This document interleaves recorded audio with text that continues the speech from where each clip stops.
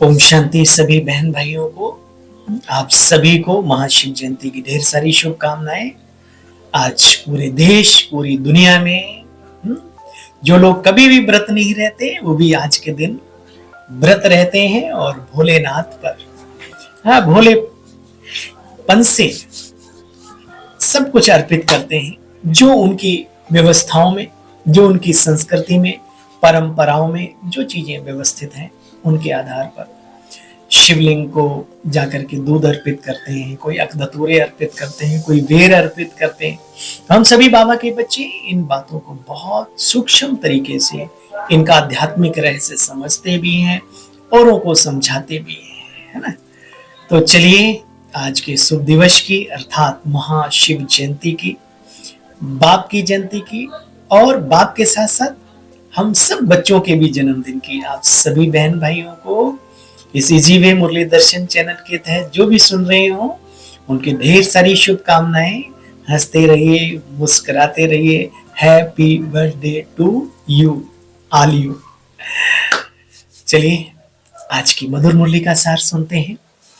बाबा कहते 26 फरवरी 2025 की मुरली के महावाक्य हैं। मीठे बच्चे तुम्हें अपार खुशी होनी चाहिए। आज तो सभी खुश है ना, कोई बात आए भी तो सही। मीठे बच्चे तुम्हें अपार खुशी होनी चाहिए कि हम अभी पुराना कपड़ा छोड़ घर जाएंगे, फिर नया कपड़ा नई दुनिया में लेंगे। प्रश्न, ड्रामा का कौन सा राज अति सूक्ष्म और समझने का है? कौन सा रहस्य अति सूक्ष्म भी है और समझने का भी है? तो आओ सूक्ष्म को समझने की कोशिश करते हैं। देखो बाबा क्या कह रहे हैं। यह ड्रामा जो मिसल चलता रहता है, टिक टिक टिक होती रहती है। जो एक्ट चली फिर वह हूबहू 5000 वर्ष के बाद रिपीट होगी। ये राज बहुत सूक्ष्म और समझने का है। अभी रिपीट नहीं होगा, परेशान ना हो। अभी जैसे पास कर लिया फिर 5000 साल के बाद भी पास कर लेंगे, ये भी चिंता नहीं करो, है ना, अच्छे से हो जाएंगे। ड्रामा की टिक टिक चलती रहती है, जिसकी जो एक्ट चली वह हूबहू 5000 वर्ष के बाद रिपीट होगी। यह राज बहुत सूक्ष्म भी है और समझने का भी है। जो बच्चे इस राज को यथार्थ रीति नहीं समझते वह कह देते हैं ड्रामा में तो जो होगा तो पुरुषार्थ कर लेंगे। वो फिर बच्चे ऊंच पद नहीं पा सकते। ड्रामा, पुरुषार्थ, भाग्य और भगवान, है ना, ये बहुत गोलमोल चीजें हैं, लेकिन इनकी गहराई में जो उतरता है वो बहुत कुछ पा लेता है। तो आइए, ओम शांति। बच्चों को बाप की पहचान मिली है ड्रामा अनुसार, उसको कायम रखना है। पुरुषार्थ अनुसार बच्चों को बाप की पहचान मिली, फिर बाप से वर्षा भी लेना है और पावन भी बनना है। कहते हैं हे पतित पावन आकर के हमको पावन बनाओ, क्योंकि समझते हैं कि हम पतित बुद्धि हैं। बुद्धि कहती है यह दुनिया ही पतित आयरन एजेड है। भक्तों को भगवान मिला और तुम बच्चों को अभी बाप मिला। बाप कहते बच्चे तुम आधा कल्प धक्के खा खा कर थक गए हो, अब धक्के नहीं खाओ और न दूसरों को खिलाओ। कई बार ज्ञानी भी पूरा भक्ति का वातावरण बना देते हैं। तो बाबा कहते बच्चे बहुत धक्के खाए, अभी आप ज्ञान में आए हो तो सूक्ष्म बातों को समझो और वैसा जीवन धारण करो। अच्छा, दुनिया में तुम्हारे जैसा कोई नहीं है। तुम्हारे में भी जो बाबा कहते हैं उनमें भी कोई पक्के कोई कच्चे रह जाते हैं। देह अभिमान टूटने में बच्चे बहुत मेहनत लगती है। टूटता उन्हीं का है जो तोड़ने का संकल्प रखते हैं। कहीं तो सोचते ही नहीं कि हमें देह अभिमान है या हमें देह अभिमान में नहीं आना।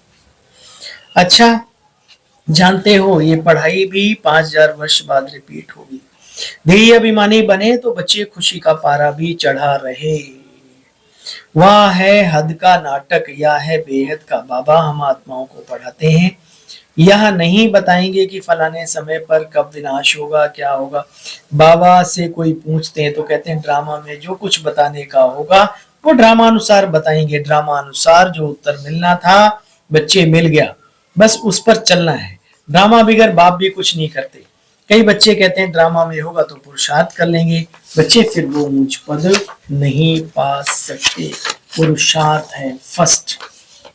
अपनी कोशिश तो करो, 20 नाखूनों का जोर लगाओ, रिजल्ट जो भी आए उसको ड्रामा की बिंदु लगाओ बस। तुम बच्चे इन बातों को जानते हो, गाते थे ना हम निर्गुण हारे में कोई गुण नहीं, आप ही तरस परोई। तो बाबा ने आकर के तरस किया है हम बच्चों पर, रहम किया है। थैंक यू, शुक्रिया मीठे बाबा। आपको तो तरस, हाँ, तो बाबा को तो तरस पड़ता है ना। बाप कहते हैं तरस पड़ा है तब तो आया हूं तुम बच्चों को गुणवान बनाने। पूजा गुणों की होती है, गुणों की नहीं। तुम कितने बड़े धुरंधर हो, कोई नहीं समझता। वो समय चला गया जो डंडे के बल से किसी को आप कंट्रोल करते, या शब्दों के बल से। अब शब्द की सीमा समाप्त है। कर सको तो प्यार, दे सको तो ये बुद्धि बल, ये मनो मनसा सेवा का खेल चलाओ। देखो बच्चे, तुम इन बातों को अब जानते हो। उपद्रवों को मिटाने के लिए मनुष्य यज्ञ रचते हैं कि लड़ाई आदि ना हो। अरे लड़ाई नहीं लगेगी तो सतयुग कैसे आएगा। बाबा ने भी यज्ञ रचा है सतयुगी दुनिया को लाने का। सारी सृष्टि का मटेरियल ये ओम स्वाहा। बाप कहते हैं हमको जरूर पुरानी दुनिया का विनाश कराना होगा। पावन दुनिया है ही सतयुग, सबको मुक्ति धाम ले जाता हूं। सब काल को बुलाते तो है ना, या नहीं समझते कि हम कालों के काल को बुलाते। बाप कहते हैं यह भी ड्रामा में मूड है। आत्माओं को छीछी दुनिया से निकाल मैं शांति धाम ले जाता हूं। या तो अच्छी बात है, तुमको मुक्ति में जाकर फिर जीवन मुक्ति में आना है, फिर जीवन बंद में। इन सब बातों को तुम जानते हो। पहले हमें मुक्ति में जाना है, फिर जीवन मुक्ति यानी सतयुग, और फिर जीवन बंद में। द्वापर युग से जीवन बंद ही शुरू हो जाता है। अच्छा, बाप कहते हैं मुझे याद करो तो तुम्हारे सब दुख दूर हो जाएंगे। ठीक है बाबा, जिस जिसको अपने सब दुख दूर करने हैं वो बाबा की याद में लग जाए। नहीं करने हैं तो मत करो याद बाबा को, तुम्हारी मर्जी। एक कहावत है ना, बीच सड़क गड्ढा खुदवाओ मेरी मर्जी, तो उस गड्ढे में गिरोगे भी, वो भी तुम्हारी मर्जी। बाबा कहते हैं मुझे याद करो तो तुम्हारे जीवन के सब दुख दूर हो जाएंगे, चक्रवर्ती राजा बन जाएंगे। इन कांटों के जंगल में रहते हुए ऐसे समझो हम फूलों के बगीचे में जा रहे हैं। दुनिया ये दुख की है, इधर उधर जरा सा भी करोगे कांटे चुभेंगे। कांटों का जंगल है। तो बाबा कह रहे हैं महसूस करो इस कांटों की दुनिया में रह करके हम श्रेष्ठ फूलों के बगीचे में जा रहे हैं, घर जा रहे हैं। एक दो को याद भी दिलाते रहो। अल्लाह को याद करो तो बे बादशाही मिल जाएगी। अच्छा, मीठे मीठे स्किले बच्चों प्रति माता पिता बाप दादा का याद प्यार और गुड मॉर्निंग। रूहानी बाप की रूहानी बच्चों को नमस्ते। बाबा आपको भी नमन, नमस्ते नमस्ते। थैंक यू, शुक्रिया मीठे बाबा।